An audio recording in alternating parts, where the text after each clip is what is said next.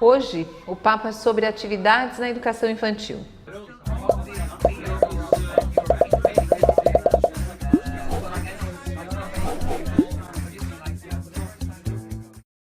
No nosso último Papo Aberto, eu falei que ia trazer alguns exemplos de atividades comuns na educação infantil. Um primeiro exemplo é uma atividade em que as crianças precisam identificar objetos escondidos. O contexto é mais ou menos assim.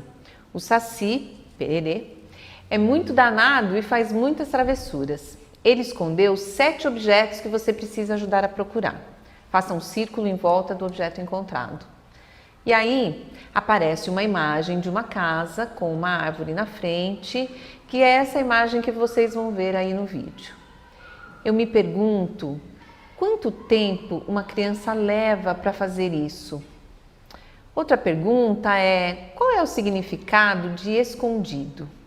Na vida prática, concreta, uma coisa que está escondida não é visível aos olhos. Nesse caso, os tais objetos escondidos não estão de fato escondidos, porque numa imagem, portanto, num plano bidimensional, não existe como achar algo que esteja escondido, porque não existe como procurar. Assim, para que a criança encontre os objetos propostos, eles têm que estar à mostra. Além do significado de escondido estar distorcido, uma pergunta que eu me faço também é: qual é a relevância de uma proposta como essa? Qual é efetivamente a aprendizagem que está em jogo? Qual é o desafio, de fato, que se coloca para a criança numa situação como essa? É uma questão de coordenação motora ou visomotora? A criança vê o objeto que supostamente estaria escondido, porque ele não está. E além disso, parece-se supor que estes objetos escondidos são objetos que não deveriam estar onde eles estão. Por exemplo, uma garrafa numa árvore, uma colher de pau dentro de um tronco de uma árvore ou um chapéu na grama. O desenho, que já se apresenta bastante estereotipado e simplificado, traz a mesma ideia de estereótipo para esta relação entre objetos escondidos e o contexto.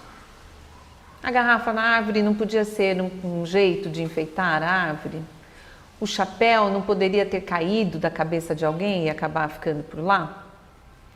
Muitas outras análises seriam possíveis, mas nós nos estenderíamos talvez por horas aqui.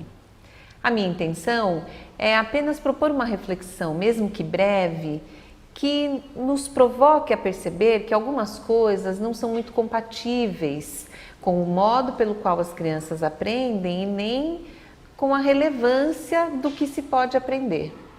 Um outro exemplo trata do tema animais.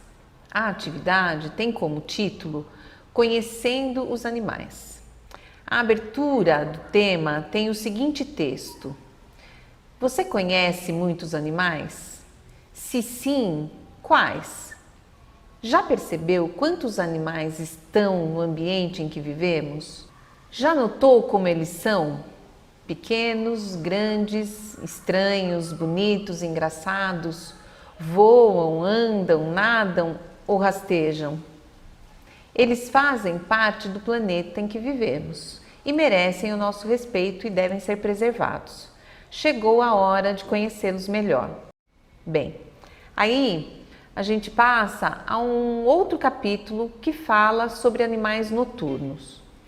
Nessa página temos o seguinte texto: Amir está gostando muito de estudar os animais. Por isso, no final de semana, foi visitar a avó que mora num sítio em que tem muitos bichos. Veja a descoberta que Amir trouxe para contar aos seus amigos. Muitos animais dormem durante o dia. À noite ficam acordados caçando. Eles são chamados de animais noturnos. Amir estava passeando à noite no sítio da avó quando viu a sombra de vários animais que estavam acordados. Depois disso, na página ao lado, nós temos uma lista de nomes de animais e a imagem desses animais, conforme vocês vão ver aqui no nosso vídeo. Pelas indicações existentes no material, a ligação entre as imagens dos animais e as palavras tem um foco no levantamento de hipóteses sobre o texto escrito, para que as crianças compreendam a relação entre a escrita e a fala. Tem mais algumas questões, mas o nosso tempo não permite que a gente se estenda muito. O que eu gostaria de levantar aqui é algo muito comum na educação infantil, que, como eu já citei em papos anteriores, herdou práticas de ensino fundamental. Propostas como estas fazem foco em dados, fatos e acontecimentos, o que é muito presente em variados projetos ou propostas de projetos presentes na educação de 0 a 6 anos. Falar sobre animais e suas características como grande, pequeno, se voam, se nadam ou se rastejam, tem um teor classificatório que também passa pelo reconhecimento de um dado ou um fato. Eu vejo o que ele faz e repito ou identifico dentro de uma categoria como se comporta, ou os que andam, os que nadam, os que mamam, os que rastejam. Depois eu ligo os nomes desses animais à imagem que eles têm, no caso, dentro do material. Mais uma vez, o que está em jogo é uma ideia de reconhecimento. Eu reconheço a imagem, sei que é aquele determinado animal, reconheço a escrita do nome, ou da palavra que designa aquele animal e faço uma relação entre essa escrita e a imagem. Que perguntas provocadoras podem surgir ali que levem uma criança a elaborar teorias, a testar hipóteses, a pesquisar o quanto aquilo que ela pensou sobre os animais de fato se repete, quando e de que maneira. Os animais que ficam acordados à noite ficam de fato caçando? Quanto disso é verdade? Para quantos animais? Como se pode ver isso? Que técnicas se utilizam para filmar ou fotografar um animal de hábitos noturnos? Quem já fez isso? As crianças podem fazer também? Que estratégias elas teriam que construir para conseguir? O que elas teriam que considerar? Em geral, quando se filma à noite, é necessário utilizar uma luz, mas se a gente utiliza essa luz, isso pode espantar os animais. Como resolver questões dessa natureza? O que é necessário considerar quando se busca construir estratégias de solução para elas? Tem muita coisa em jogo relacionada à luminosidade, a técnicas de filmagem, que não precisam ser de fato de domínio das crianças e nem serem efetivamente realizadas, mas podem ser simuladas dentro da sala, no ambiente escuro, com técnicas que as crianças podem criar, com formas de encontrar caminhos ou de construir estratégias que ponham em jogo todas as coisas que foram pensadas sobre um problema que se apresenta.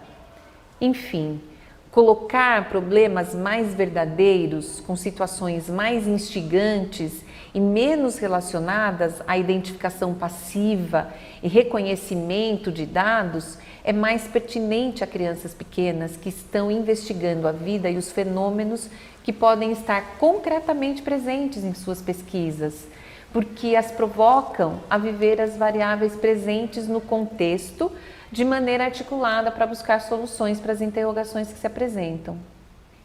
Pesquisar vídeos na internet que mostrem hábitos de animais noturnos, por exemplo, perceber a diferença que existe entre um vídeo feito durante o dia e um vídeo feito durante a noite, criar teorias sobre por que são diferentes e buscar caminhos para criar essas diferenças no contexto cotidiano são muito mais pertinentes para as crianças, porque as colocam em movimento de pensamento e pesquisa. Tudo isso provoca as crianças a pensar sobre o que existe por trás das situações e dos fenômenos. Exige que vários aspectos sejam considerados simultaneamente e que elas busquem encontrar um fio que os conecte, desenvolvam uma lógica para o que estão vendo e vivendo. Isso vai muito além de identificar, reconhecer, estabelecer semelhanças e diferenças mais lineares entre uma coisa e outra. As crianças pequenas têm total condição de fazer isso. Obviamente que em cada etapa da vida as competências vão se ampliando e vão se apresentando cada vez mais articuladas. Por isso, é importante que haja bastante atenção dos pais ao escolher a escola para os seus filhos. A primeira infância é muito determinante de toda uma vida de aprendizagens. E as crianças não só podem, como têm direito a uma escola que responda à enorme capacidade que elas têm de aprender de forma conectada e inteligente. Por isso eu digo que este é o maior investimento que as famílias farão pelas crianças. Se o nosso papo de hoje fez sentido para você, acesse o nosso canal, se inscreva, deixe o seu like e o seu comentário. A gente continua lá o nosso papo. Semana que vem a gente se encontra para mais um papo aberto. Até lá!